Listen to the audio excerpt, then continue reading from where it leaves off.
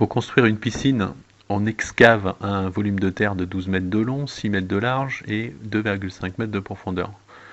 Sachant que l'excavation augmente le volume extrait d'un tiers, quel est le volume approximatif obtenu une fois la terre sortie? Étant donné que la terre occupe plus d'espace parce qu'elle est moins tassée une fois sortie. Donc, vous avez 4 propositions, 195 mètres cubes, 215 mètres cubes, 240 mètres cubes ou 320 mètres cubes. Donc on a l'équivalent d'un parallélépipède rectangle qui est extrait du sol de 6 mètres par 2,5 mètres par 12 mètres. Ce qui nous donne un volume de 12 x 6 x 2,5 qui est égal à 180 mètres cubes. Ensuite, donc étant donné que le volume va augmenter d'un tiers, on va multiplier 180 fois, par 1 divisé par 3, donc ça nous donne 60, donc c'est un tiers de 180. Et ce tiers-là, on va l'ajouter au total de la terre du volume extrait, ça nous donne 180 plus 60, est égal à 240. Donc c'est la réponse C, 240 mètres cubes. Dans une classe, un tiers des élèves pratiquent au moins une langue étrangère, l'anglais ou l'espagnol. Au cours d'espagnol, sur les 5 élèves, 3 pratiquent exclusivement cette langue, et enfin 3 élèves pratiquent exclusivement l'anglais. Quel est l'effectif de la classe? 24, 33, 32 ou 28 élèves. Donc en récapitulant, on sait que dans le cours d'espagnol, sur les 5 élèves, 3 pratiquent exclusivement l'espagnol. Donc 2 font anglais et espagnol. 3 font exclusivement de l'anglais. On peut donc poser cette addition. 3 plus 2 plus 3 égale 8. Donc 8 élèves pratiquent une langue étrangère. Dans l'énoncé, on nous dit qu'un tiers des élèves au moins pratiquent une langue étrangère. Donc 3 fois 8 est égal à 24. Il y a donc 24 élèves dans cette classe. Le réservoir d'une voiture est plein au 1/5. On ajoute 50 litres et on roule sur un trajet de 175 km en consommant une moyenne de 5 litres au 100.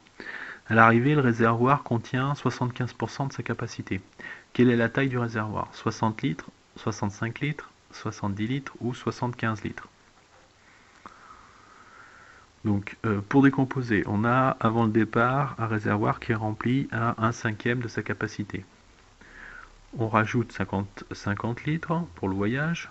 On roule 175 km en consommant 5 litres au 100. Et à l'arrivée, on va avoir un réservoir qui sera plein à 75% de sa capacité. Pour commencer, on va calculer la consommation pour 175 km. On nous dit que la consommation est de 5 litres au 100, ce qui va nous donner un produit en croix. 5 sur 100 est égal à x sur 175. Ce qui va nous donner x est égal à 5 fois 175 divisé par 100. Donc 8,75 litres. Ensuite, nous ajoutons les 50 litres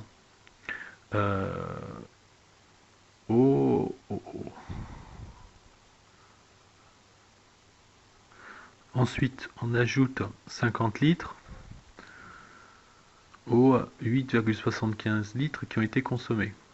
Ça nous donne 50 moins 8,75 est égal à 41,25 litres. Enfin, le réservoir était plein au 5e, donc il y avait 20% d'essence au début. Donc 1/5, si on traduit en pourcentage, ça nous donne 1/5 est égal à 20%. 2/5 40%, 3/5 60%, 4/5 80%, 5/5 100%.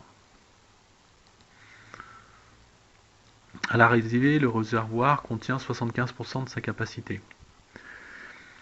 Donc 20% plus 41,25 litres est égal à 75%. Et donc 41,25 litres correspond à 55% de la capacité. Et pour finir, on va poser Y, qui est la contenance totale du réservoir, en litres. Et à nouveau un produit en croix, 55 divisé par 100 est égal à 41,25 sur Y.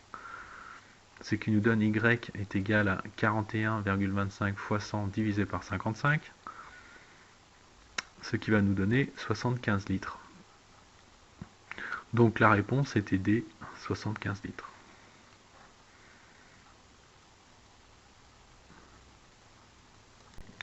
Dans un triangle rectangle, la longueur de la médiane relative à l'hypoténuse est parallèle au côté adjacent de l'hypoténuse, égale à la moitié de l'hypoténuse, égale au tiers de l'hypoténuse, ou enfin est égale à la moitié du côté adjacent de l'hypoténuse.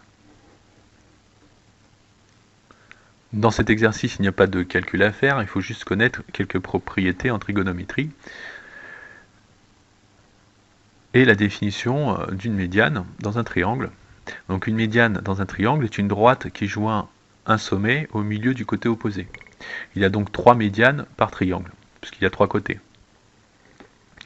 Et ensuite, il faut savoir que dans un triangle rectangle, la médiane relative à l'hypoténuse, donc qui passe par le milieu de l'hypoténuse, a pour longueur la moitié de la longueur de l'hypoténuse.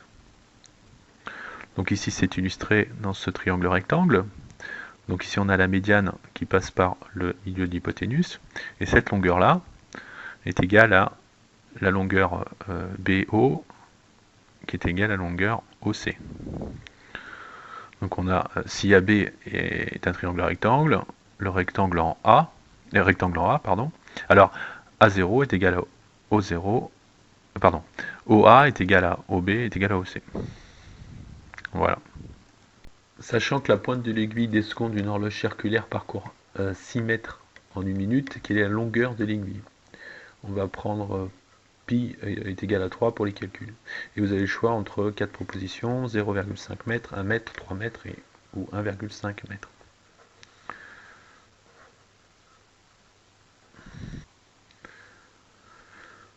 On s'intéresse ici au parcours de la pointe de l'aiguille sur le cadran, enfin l'extrémité de la pointe de l'aiguille sur le cadran. Donc cette extrémité de pointe d'aiguille parcourt le périmètre d'un cercle. En 1 minute, donc elle fait un tour et elle parcourt le périmètre d'un cercle. La formule pour calculer le périmètre, c'est P est égal à pi fois le diamètre, ou on peut utiliser P égale pi fois 2R, donc 2 fois le rayon. Mais ici on va utiliser diamètre, donc pi fois le diamètre est égal à 6 mètres, puisque dans l'énoncé on vous dit que cette pointe d'aiguille parcourt 6 mètres, ce qui nous donne 3 fois D est égal à 6. Donc 6 est égal à, D est égal à 6 divisé par 3, donc 2. L'aiguille, l'aiguille, la longueur de l'aiguille, c'est le rayon de notre cercle. Et le rayon, c'est le diamètre divisé par 2. Donc on a le rayon du cercle est égal à 2 divisé par 2, ce qui nous donne 1. Donc 1 mètre, ce sera la réponse B, 1 mètre. Un parachutiste effectue un saut à une altitude de 4000 mètres.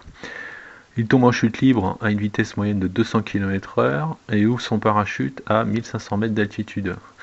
Sa vitesse moyenne est alors de 20 km/h. Quel temps s'écoulera-t-il entre le moment où il s'élance de l'avion et celui où il touche le sol? Donc 4 propositions, 5 minutes 15 secondes, 5 minutes 25 secondes, 5 minutes 45 secondes ou 6 minutes et 5 secondes. Alors tout d'abord, il faut savoir qu'une heure c'est 60 minutes et c'est aussi 3600 secondes. On va définir par A le temps de chute libre et par B le temps après l'ouverture du parachute. Alors commençons par calculer le temps de chute libre. Donc tout d'abord, on va calculer la distance parcourue pendant la chute libre. Donc c'est la distance totale moins le temps parcouru après l'ouverture du parachute qu'on connaît. Donc ça fait 4000 moins 1500, ça nous donne 2500 mètres. Et ensuite on présente ça sous forme d'un produit en croix. On a 2500 divisé par A est égal à 200 000 sur 3600. Ce qui nous donne A, donc le temps de chute libre, qui est égal à 2500 fois 3600 divisé par 200 000. Et ça nous donne 45 secondes. Toujours avec la règle de 3, on va calculer B, qui est le temps de chute libre. Donc on présente ça comme ça, 1500 divisé par B est égal à 20 000 divisé par 3600. Ce qui nous donne B est égal à 1500 fois 3600 divisé par 20 000.